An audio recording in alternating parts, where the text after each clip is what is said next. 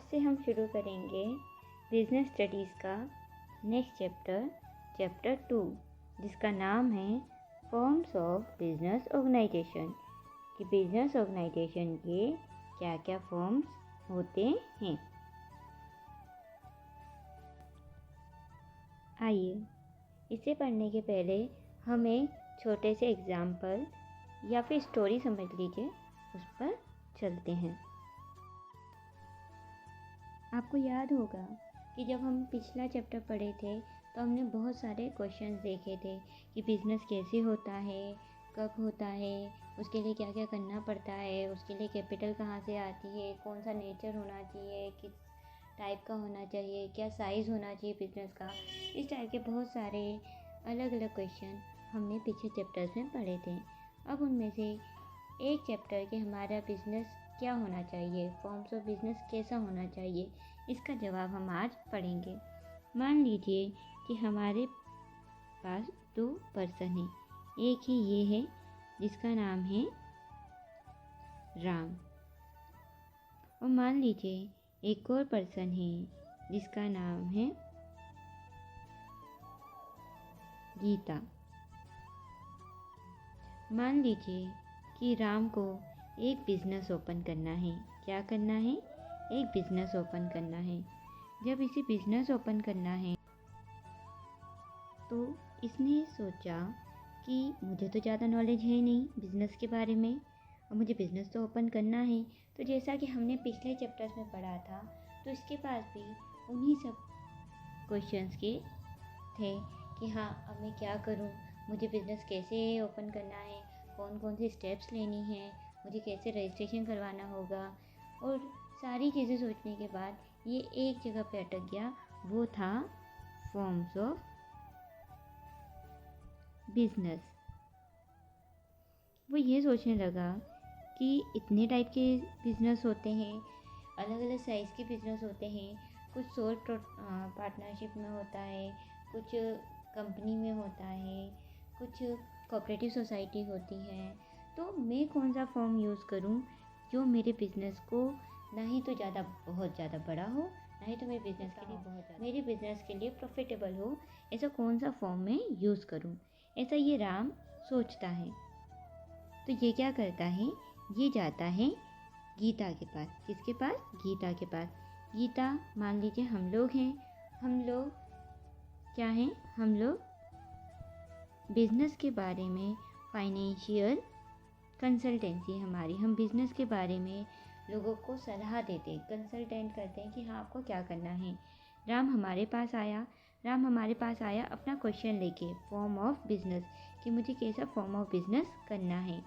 तो गीता ने उसे कुछ चीज़ें समझाई। उसने उसे बताया कि मैं आपको कुछ फॉर्म्स ऑफ बिज़नेस बताती हूँ कि कौन कौन से फॉर्म ऑफ बिज़नेस होते हैं एक्चुअल में, और उनमें से जो आपको आपके बिज़नेस के लिए सही लगे वो आप चूज़ कर लीजिएगा। राम ने कहा कि ठीक है। तो गीता ने बोला, चलिए मैं आपको बताती हूँ कि कितने टाइप के बिज़नेस के फॉर्म्स होते हैं। आइए हम भी पढ़ते हैं राम के साथ कि कितने टाइप के फॉर्म्स ऑफ बिज़नेस होते हैं। फिर जो गीता है वो राम को लेकर आई इस डेस्क पे, जहाँ पे उसके पास कुछ चीज़ें लिखी हुई हैं। फॉर्म्स ऑफ बिजनेस ऑर्गेनाइजेशन, कि बिजनेस ऑर्गेनाइजेशन के कितने फॉर्म्स यानी कि टाइप्स होते हैं। राम ने पूछा कितने होते हैं, तो गीता ने बताया सबसे पहला और सबसे छोटा टाइप होता है सोल प्रोप्राइटरशिप का। सोल प्रोप्राइटरशिप का, इसमें क्या होता है, सिर्फ एक ही पर्सन होता है, वो अकेला पर्सन बिज़नेस को मैनेज करता है, बिज़नेस को चलाता है, बिज़नेस का कंट्रोल करता है, बिज़नेस में कैपिटल लगाता है। मतलब कि सारे ही बिज़नेस को सिर्फ एक व्यक्ति द्वारा संभाला जाता है, जिसे हम कहते हैं सोल प्रोप्राइटरशिप। ये बहुत ज़्यादा छोटा होता है, ये किसी एक पर्सन के द्वारा ओन्ड होता है, मतलब कि जिसका बिज़नेस है वही उसका क्या होगा, मालिक होगा। जैसे कि उसने एग्जाम्पल दिया पार्लर। हमने अक्सर आसपास पार्लर देखे होंगे, उसमें एक जो मेन सदस्य होती हैं वही क्या करती हैं, उसकी ओनर भी होती हैं, वही उसमें वर्क भी वही कौन कौन सा सामान लाना है नहीं लाना है ये बताती हैं, खुद ही कस्टमर्स को हैंडल करती हैं, खुद ही अपनी पार्लर की सर्विसेज देती हैं। मतलब कि वो क्या करती हैं, खुद से ही सारा काम संभालती हैं। या फिर कोई एक छोटी सी किराने की दुकान या स्टेशनरी की दुकान देख लीजिए, वो भी सोल प्रोप्राइटरशिप का एग्जाम्पल हो सकती हैं। राम बोला ठीक है। और तो गीता ने बताया कि अगर सिर्फ आपको बहुत छोटा सा बिजनेस नहीं करना है तो आप पार्टनरशिप पे जा सकते हैं, क्योंकि सोल प्रोप्राइटरशिप के कुछ डीमेरिट्स भी होते हैं, क्योंकि सिर्फ एक पर्सन है तो एक पर्सन कितना काम करेगा, इसलिए हम जाते हैं पार्टनरशिप पर। पार्टनरशिप का मतलब होता है जब दो या दो से अधिक लोग मिलकर एक ही बिजनेस को करते हैं और आपस में प्रॉफिट या लॉस को बांटते हैं। इसमें सभी पार्टनर्स का शेयर बराबर बराबर होता है, मतलब कि सभी बराबरी से कंट्रोल कर सकते हैं, बराबरी से डिसीजन ले सकते हैं, बराबरी से प्रॉफिट एंड लॉस भी शेयर करते हैं। जो पार्टनरशिप होता है, पार्टनरशिप एक्ट 1932 के अंदर ही रजिस्टर्ड होता है। मतलब कि अगर आपको अपनी पार्टनरशिप को रजिस्ट्रेशन करवाना है या फिर अपने पार्टनर्स पर या अपनी पार्टनरशिप फर्म पर कोई भी केस चलाना है तो उसके लिए हमें पार्टनरशिप एक्ट 1932 के अंतर्गत रजिस्टर्ड होना पड़ेगा। वो बोला अच्छा। फिर गीता ने बताया अगला HUF, जिसका फुल फॉर्म होता है हिंदू अनडिवाइडेड फैमिली। तो वो राम बोला कि ये क्या होता है, तो गीता ने बताया कि हिंदू अनडिवाइडेड फैमिली का मतलब होता है जहाँ पर सभी फैमिलीज़ के मेंबर मिलकर कोई एक बिजनेस कर रहे होते हैं और वो बिजनेस अक्सर पीढ़ी दर पीढ़ी चलता जाता है। जैसे हमने हमारे आसपास भी देखा होगा, कुछ मिठाई की दुकानें होती हैं जो पीढ़ी दर पीढ़ी पहले उनके दादा बनाते थे, फिर पिताजी बनाते थे, अब वो खुद काम कर रहे हैं और साथ में अब उनके बच्चे भी काम कर रहे हैं। तो क्या होता है, इसमें सारी फैमिली मिलकर काम करती है, लेकिन इसका ओनर कह लो या फिर डिसीजन जो उसे कहते हैं कर्ता। सभी फैमिली के मेंबर्स सदस्य तो होते हैं, मेंबर तो होते हैं बिजनेस के, लेकिन उनमें से कोई एक पर्सन क्या होता है, कर्ता होता है, जो बिजनेस के डिसीजन लेता है। ये रजिस्टर्ड होती है या इसके ऊपर जो कानून चलता है वो चलता है हिंदू लॉ। हिंदू लॉ कानून के अंदर ही ये रजिस्टर्ड होती है। नेक्स्ट हम पढ़ेंगे कोऑपरेटिव सोसाइटी। कोऑपरेटिव सोसाइटी क्या होती है, राम ने पूछा। तो गीता ने बताया कि कोऑपरेटिव सोसाइटीज़ वे सोसाइटीज़ होती हैं जहाँ पर लोग साथ में मिलकर क्या करते हैं, काम करते हैं।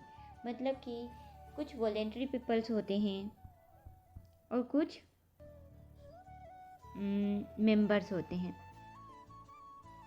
तो ऐसे में क्या होता है, जो वॉलेंटरी पीपल्स होते हैं वो मेंबर्स के लिए वर्क करते हैं और उनके लिए डिसीजंस लेते हैं और इस सोसाइटीज़ को चलाते हैं।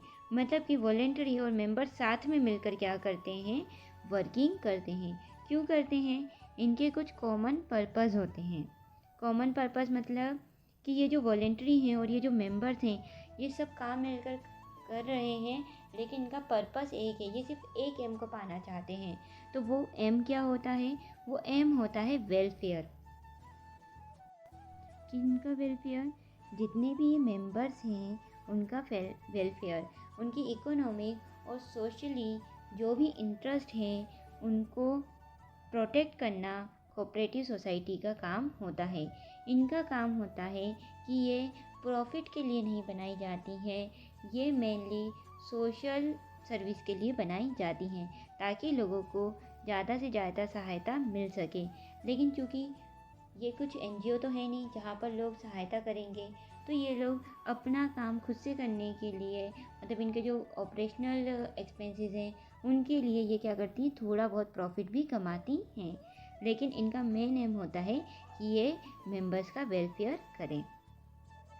वो जो राम था वो बोला अच्छा, लेकिन मेरे को तो बहुत बड़ा आइडिया है, मुझे तो बहुत बड़ा कुछ खोलना है, मुझे तो बहुत सारी कैपिटल लगेगी, लेकिन मेरे पास उतनी कैपिटल नहीं है। तो मुझे तो बहुत सारे लोग चाहिए, कम से कम मुझे चाहिए 100-200 लोग जिनसे और उनके साथ वर्क कर पाऊँ। तो गीता ने कहा कि ऐसा तो सिर्फ किस में हो सकता है, कंपनी में ही हो सकता है। क्योंकि कंपनी क्या होती है, एक सेपरेट लीगल एंटिटी होती है। मतलब कि जो ओनर होता है और जो बिजनेस होते हैं, इन दोनों की जो एंटिटी होती हैं, ये दोनों अलग अलग होते हैं। ओनर बिजनेस से अलग होता है और बिजनेस ओनर से अलग होता है। अगर बिजनेस के किसी प्रोडक्ट से किसी भी कस्टमर को कोई भी नुकसान होता है, तो ऐसे में कस्टमर ओनर पे केस ना करके किस पर केस करेगी, बिजनेस पे केस करेगी। तो इसका मतलब कि कंपनी एक आर्टिफिशियल एंटिटी होती है, एक लीगल एंटिटी होती है। ये कंपनी एक्ट 1956 के अंतर्गत रजिस्टर्ड होती है। एक करेक्शन है इसमें, पहले था कंपनी एक्ट 1956, जो अब हो गया है 2013, जिसमें बहुत सारे नए लॉज आए हैं, नए नए रिमार्क्स आए हैं, कुछ रीशेड्यूल हुए हैं रूल्स। इस वजह से जो कंपनी एक्ट 1956 था, अब वो हो गया है कंपनी एक्ट 2013। तो कंपनी किसके अंदर रजिस्टर्ड होती है, कंपनी एक्ट 2013 के अंदर। नेक्स्ट है कि यहाँ पर बहुत सारे लोग मिलकर क्या करते हैं, पैसा लगाते हैं। तो ऐसे में क्या होता है, जो इनके ओनर रहते हैं, ओनर कौन होता है, ओनर होता है ऐसे के जो इनके ओनर होते हैं, वो ओनर कौन होते हैं, इनके ओनर होते हैं शेयर होल्डर्स। शेयर होल्डर्स ही इनके ओनर होते हैं। क्योंकि अलग अलग जो ये शेयर होते हैं, इनको अलग अलग पर्सन खरीदते हैं और ख़रीदने के बाद क्या करते हैं, उनके बदले में प्रॉफिट पाते हैं। भले ही कंपनी किसी ने भी ओपन की हो, कंपनी किसी ने भी बनाई हो, आइडिया किसी का भी हो और कंट्रोल कोई भी कर रहा हो, लेकिन चूँकि कैपिटल शेयर होल्डर्स की लगी है, इसलिए असली मालिक शेयर होल्डर्स ही कहलाते हैं।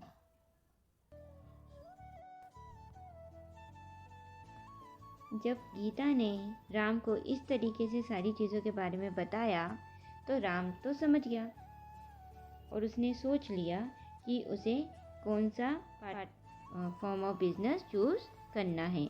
लेकिन ये चूज़ करने से पहले उसे ये भी जानना था कि ये तो अभी इसने क्या पढ़ा, मतलब पढ़ा, इसका अर्थ पढ़ा, मीनिंग पढ़ा, लेकिन अब उसे ये जानना था कि हर जो फॉर्म ऑफ बिजनेस है, उनके क्या क्या डीमेरिट्स हैं, मेरिट्स हैं, उनकी क्या क्या सूटेबिलिटी हैं। तो ये सब हम भी पढ़ेंगे कल। कल हम और आप मिलकर पढ़ेंगे कि ये जो फॉर्म्स ऑफ बिजनेस ऑर्गेनाइजेशन है, इसमें ये जो सोल्ट है, पार्टनरशिप है, हिंदू अनडिवाइडेड फैमिली है, कोऑपरेटिव सोसाइटी है और कंपनी है, इनके मीनिंग क्या हैं और साथ ही साथ इनके मेरिट और डिमेरिट्स क्या हैं। आई होप आपको आज का टॉपिक समझ आया होगा। Thank you.